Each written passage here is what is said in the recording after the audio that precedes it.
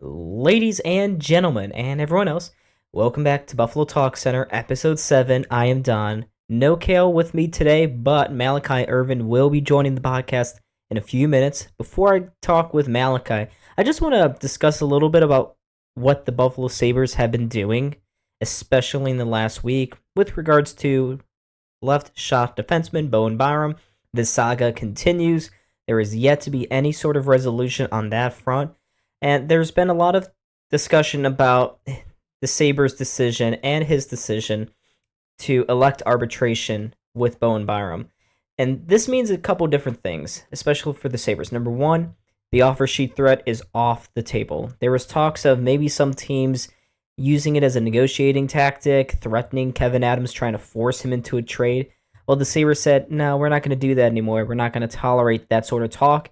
They took it off the table. And little sidetrack. Folks, have you noticed that a lot of teams have been going through these insiders and saying, oh, we're going to maybe see more offer sheets this summer? It really seems like that's becoming a prevalent tool now that it wasn't really prior to the Jesperi Kotkaniemi move from Carolina to Montreal, then Sebastian Aho between Montreal and Carolina again. Ever since that's happened, we've seen offer sheets kind of become more prevalent, more effective. St. Louis did it quite beautifully last offseason by acquiring Philip Broberg and Dylan Holloway, both via offer sheets. Edmonton didn't have a good way to combat that. But the offer sheet threat was never realistic for a team like Buffalo, a team that has a ton of cap space, which meant that if any team submitted an offer sheet, the Sabres could just match it. Why? Because we had the money. The Sabres currently have $13 million in cap space. They have more than enough flexibility to do whatever. And if the Sabres do feel as though the offer sheet that came across the table, say it was in the $9 to $11 million range, maybe the Sabres would just swallow their pride and accept it, not choose to match it, let Byram walk to whatever team submitted that offer. In the end, none of this ever happened. Again, it was a lot of hot smoke. GMs were blowing up insiders' asses. There was multiple insiders talking about all this stuff. But it's not going to happen anymore. The Sabres have elected to take Byram to arbitration. And we've heard this phrase a lot this weekend since this decision was made public, that, wow, the Sabres have just walked Bowen Byram right to the unrestricted free agency market. And that's true. The way these arbitrations work is that Byram and the Sabres will go to arbitration. The Byram camp will select how many years they want the arbitrator to give him money for. That can be either a 1-year term or a 2-year term. The important thing here is that if it's a 2-year term that the Byram camp selects, once those 2 years run out, Byram plays here for another 2 seasons, he will become a UFA no matter what. With 1 year, I believe he still has 1 more year of being an RFA after this one. Typically, you don't become a UFA until you turn 26 or 27. Byram is still 24. So he's got a few more years of being an RFA no matter what team takes him. Now, for the Sabres and for any other team, this doesn't mean that no one outside of Buffalo can negotiate with Byram. And for the Sabres can continue to try to negotiate. Maybe there is an avenue here, a path where the Sabres actually do extend Bowen Byram to a 1 or 2 year deal before we ever see arbitration. But that seems a little unlikely. According to some certain reports, the Sabres and Byram are very far away in contract discussions, and Byram just recently got a new agent to try to help facilitate this entire process. So this could drag on for a while. What this does ensure, according to The Athletic, is that Byram and the Sabres will not be taking the saga into training camp. So it's a long ways off from now. We won't have training camp until sometime in September. So we may not get a decision or a resolution on this whole ordeal until then. But this does close off a few avenues. And now I'm going to turn it to the optimistic Sabres fan here, folks, because I view this entire situation as kind of a win-win here for Buffalo. You don't get a lot of win-win situations when you're the Buffalo Sabres. But there is a way in which this could be a win for the Sabres no matter what happens. It's a win if you trade Byram and you get really good assets for him. Not just futures, but players who can help you win now. Maybe a top 6 forward, maybe another top 4 forward, or top 4 defenseman, excuse me. but you're getting NHL ready talent, and that's what Kevin Adams has clearly been trying to hold out for. Unfortunately, the market is soft, so rather than force a trade, you could extend Byram to that 1 or 2 year contract, and with that, you still are keeping a really good defenseman in your system. Let me propose this top four core to you guys: Dahlin, Byram, Power, Kesselring.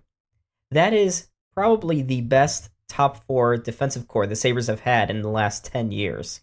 And that's significantly better than putting Matthias Samuelsson on that top pairing with Rasmus Dahlin. Granted, you would be having to pay Bowen Byram a lot of money, and in this situation, I really would only see the Sabres signing him to a 1 year deal because the cap, even though it's going to go up next year, the Jeff Skinner bio money is going to really restrict how the Sabres can spend their money. And it's going to be a very difficult challenge, especially when there's going to be a lot of really good UFAs next summer. So money is going to have to be well spent here. So maybe it's a 1 year extension, but either way, you keep Byram in the system, you try to win with him, and if you don't, you can flip him closer to the trade deadline. It's not that bad of a situation. Keeping Byram on your team doesn't hurt the Sabres. It doesn't. It only makes the Sabres better. So for the Sabres, for Byram, maybe it's okay if they just stay together. And apparently Byram was a really good locker room fit last season. He's a real bright spot for energy and passion, and he's a real guy's guy. So this could still work. Maybe it does work. I think he still gets traded by the end of this offseason, but we'll see. But anyways, folks, let's move on now and listen to what Malachi Ervin has to say. Before I get to there, let me just briefly summarize who Malachi Ervin is. So the University of Buffalo, their football program under Pete Lembo, had a very good season last year, and as part of their new recruiting class, they actually were able to snag a 4-star defensive line prospect. That's Malachi Ervin. He's going to be a freshman this upcoming year, and you'll hear what his plans are for this upcoming season and beyond, and I hope you guys enjoy. So take it away, myself and Malachi.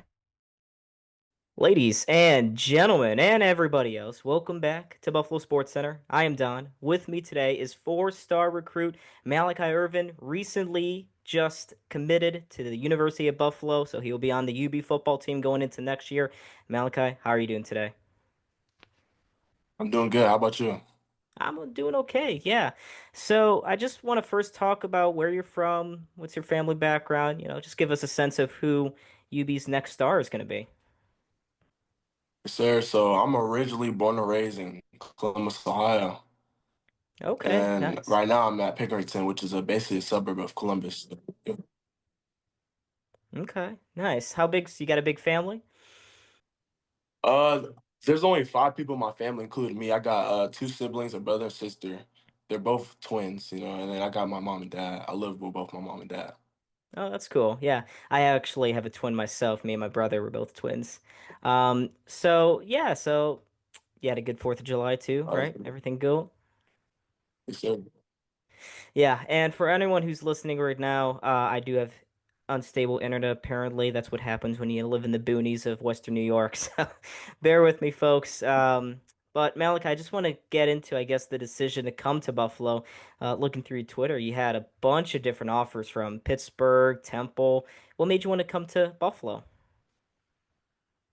Well, Buffalo actually gave me a clear plan on how they were going to develop me and use me and what they're actually doing as a program. So my thing was I really believed in the coaching staff and them as a whole as a program.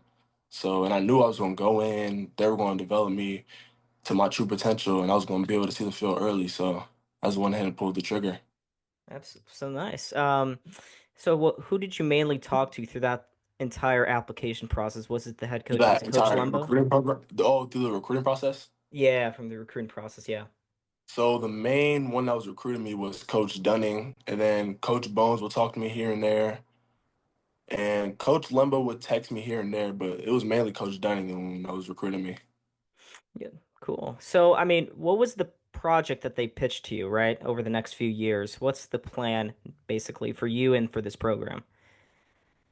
So when I had went on my junior day visit, no, it wasn't a junior day, it was a spring practice visit. You know, I sat down with Coach Dunning and my father, and he sat down and gave me a clear plan on like how they were going to develop me drill wise, strength and conditioning wise, how my body was going to change, and what's it called? Coach Horton and the strength and conditioning program. They got a really good strength and conditioning program. And coach, the strength and conditioning coach, sat down and explained to all the recruits how they were going to see their body develop and how they're going Wow. to get faster and stronger and whatnot. And so none of these other programs they weren't offering that. What's the biggest difference then between Buffalo and say someone like I'm just throwing out Pittsburgh, for example. Not saying that Pittsburgh did not offer you a great package or whatever, but what's the biggest thing? Was it that plan Well, that the biggest difference was between those schools was like Buffalo, they actually sat down and gave me like they sat down with me and gave me these plans.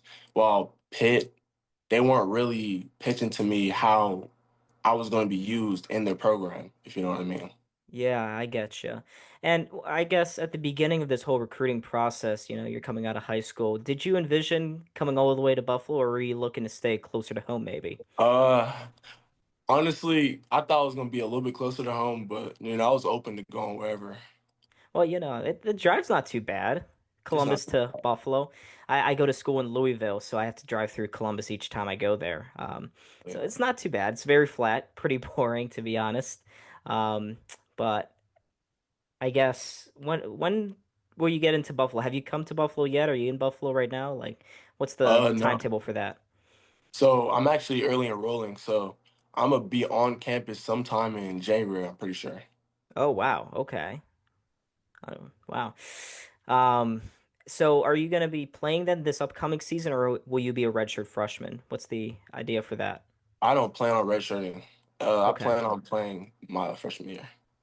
Yeah, and are you aware, of some of the old alumni that have come through UB? Is there a reputation maybe for UB outside of Buffalo, that they develop guys like Khalil Mack? Do you envision yourself maybe trying to follow in Mack's footsteps, basically? Oh, definitely. Yeah, I'm trying to make it to the league. You know what I'm saying? Yeah. Going through Buffalo. Cool. Yeah, and the defense was fantastic last year. I mean, you want to play for the Bills, right? When you get to the league, right? Play for the Bills. I'm not sure. I really don't have an NFL team, but the Oh, Bills are a okay. good team. Well, we're a great team. Josh Allen's fantastic. All right, you're gonna love it here in Buffalo. Are you?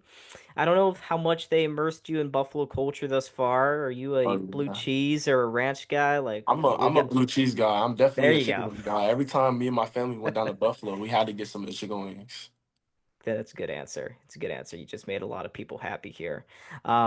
So you'll get in here in a little while. Have you picked out a major or minor yet? What's the academic plan? Did And you be also talk about that side of the game too? yeah, so I'm not sure what I like. Quite sure. I'm not really decided yet, but I think I want to do something in business because when I after football's said and done, I want to own some training facilities and major in a business that'll help me, get that going. Wow, yeah, very ambitious. And do you plan ever like, is that something that you envision happening after college, the league? Do you go back to Ohio then? Is that what you're thinking? Yeah, What's I gonna probably want to happen? settle down in Ohio. Nice, nice. And so I mean, why didn't it then, right? I saw on your online that you had gotten an offer from what, Ohio Northern, I believe, right? ONU. Did they give you an offer? One of those Ohio No, teams? sir. I don't think Owen Hughes gave me an offer. Ohio Northern? Okay. I don't think so. Yeah. What was the one with the green? They're like the Bobcats, I think. They're Oh, also in the Ohio MAC. University Bobcats. Yes, sir. Yeah. Yeah, so they gave you an offer. Why didn't you stay closer to home then? Was it also coming down to the whole plan and whatnot?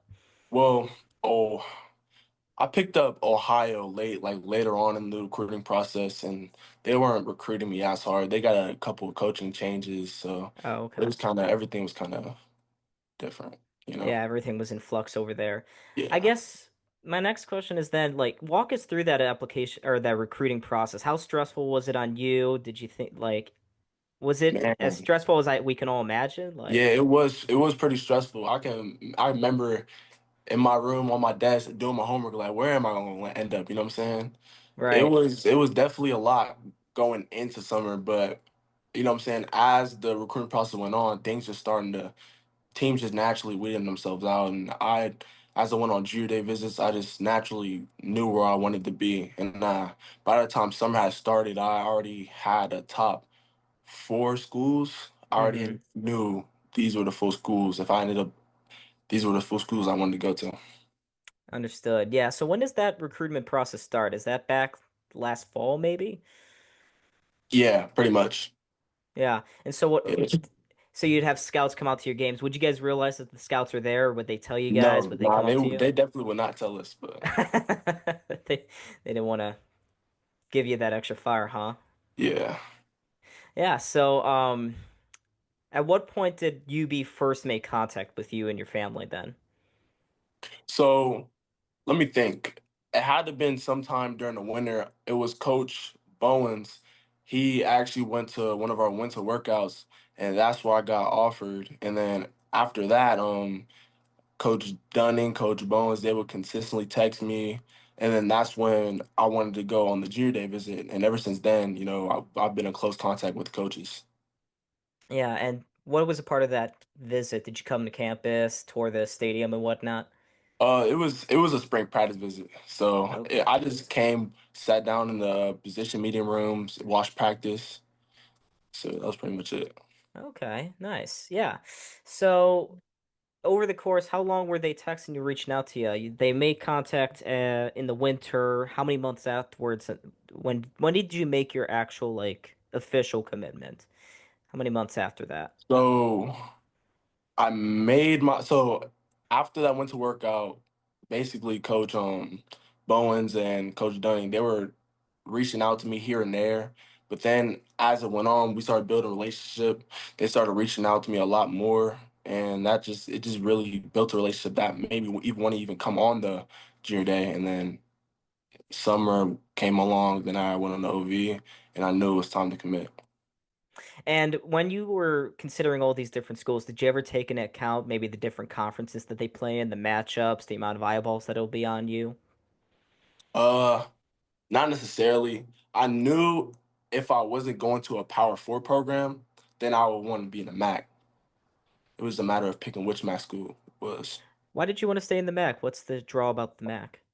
I don't know. It's because it's up here in the East, the area, the teams they play. It's just closer to home. Relatively familiar with the area. I get it. Yes, sir. Yeah. Are you're excited to come up to Buffalo? Are you excited for the season? Definitely. I can't wait Yeah. to get on campus and start Mm-hmm. working. I can only imagine. So my freshman year back in a few years ago, I roomed with a walk-on because I went to Slippery Rock, not too far away from Um, Pittsburgh. That's why I'm so curious about Pitt. Wasn't too far away from them. And do you know your dorm situation? Are you guys gonna be dorming with the other football guys? Are you gonna be mixed so in with General Pop? we actually first year we get to stay in the apartments. I forgot Oh, what the apartments complex was called, but yeah, I think we get four other roommates and we all stay in the apartments. well, god damn, I wish I had I wish I had apartments my first year. Jeez, you don't get to go through the communal bathrooms or anything. Yeah, definitely. That's definitely nice. Yeah, I guess the perks of being a four-star recruit. I guess that's another area. I mean, four-star recruit that comes with a lot of pressure. How have you been dealing with that, I guess? Honestly, I it's not a fact that I've been dealing with it. I just kind of been going through my everyday life normal. Just keep on keeping the same mentality, same work ethic, even before I was a four-star. Because I'm gonna be honest, I got ranked pretty fairly late, and Mm-hmm. I was a three-star at first, and then the Under Armour camp hit, and then they went ahead and made me a four-star. But Wow. I just really been keeping the same mentality, the same work ethic as when I was not even ranked. So you know. I mean, how special was it for you though that day where you finally got? Did they call you? Did they let you know? Like, No, I'm pretty sure I was taking a nap, and my dad had looked at my 247 account, and he had seen it. He was excited. Yeah, we were all I excited. can only imagine. Yeah.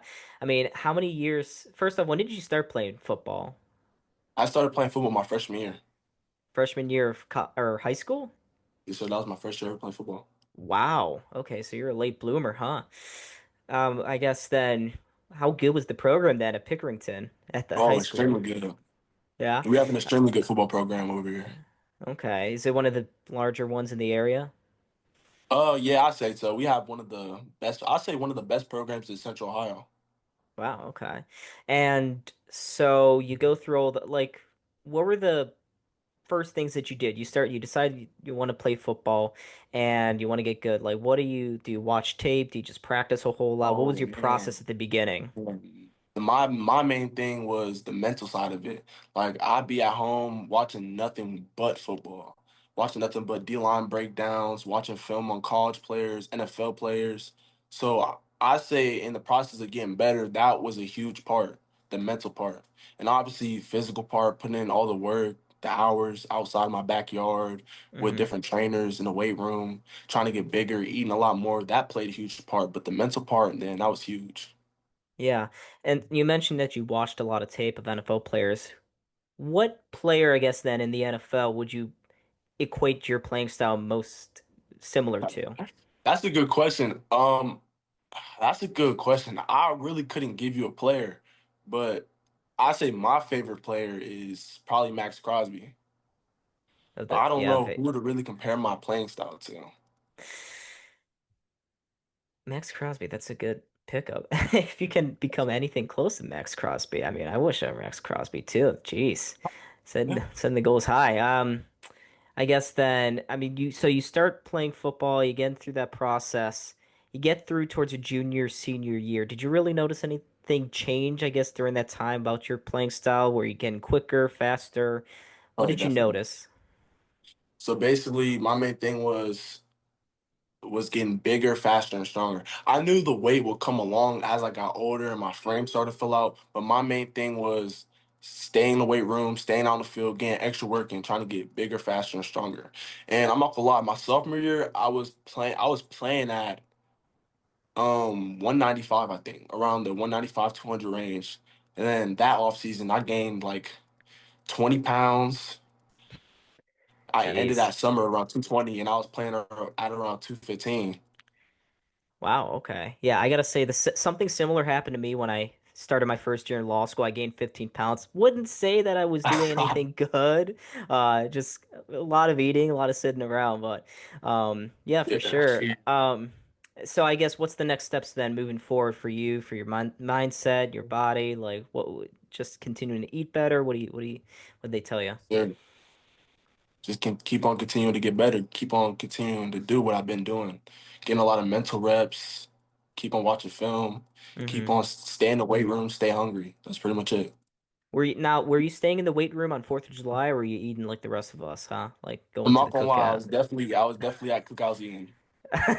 It's okay. You can have a day. You can have Yeah. a relaxation day. Have you talked at all to any of your future teammates, any other recruits thus far? What's the communication been there? So the all the 26 recruits, we have a players only group chat.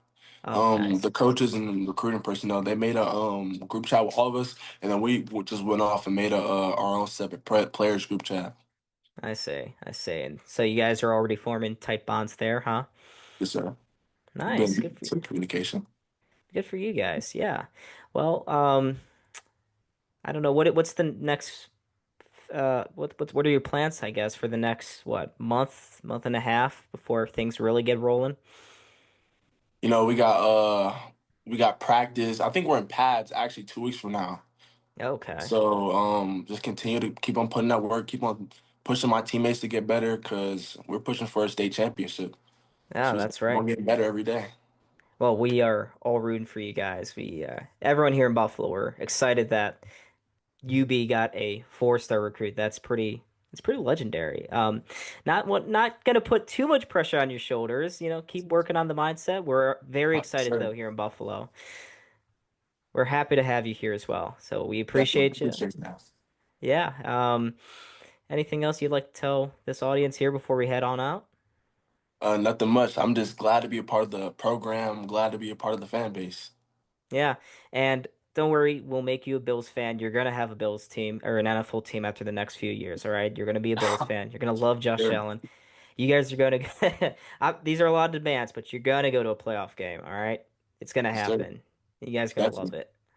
And I there's also like a Bills UB program. I don't know what the spring training is next year, right? So you never know if it goes well. Hey, could be Yeah, seeing you in that one too. But again, Malachi, thank you so much for coming on. I'm Don LaFay, folks. With me today was Malachi Ervin. Check him out. Watch UB this fall. He'll be lighting up. Malachi, thank you so much for coming on. I appreciate no you. problem. Thanks for having me.